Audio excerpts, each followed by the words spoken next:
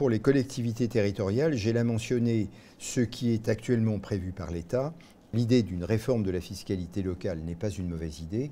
L'idée de réduire, de faire disparaître simplement la taxe d'habitation en partie est une idée compliquée, à la fois sur le plan constitutionnel et problématique sur le plan pratique, puisque ça fait disparaître un des rares impôts qui est aujourd'hui payé par les Français d'une façon consciente.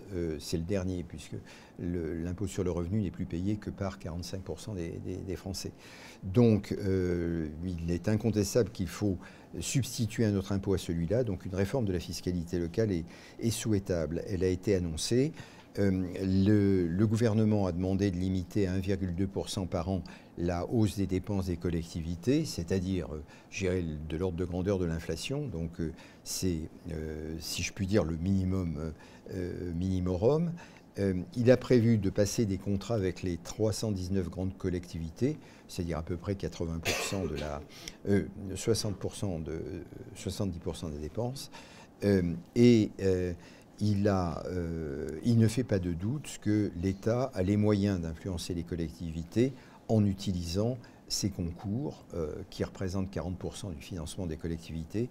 C'est ce qu'il devra faire d'une façon importante.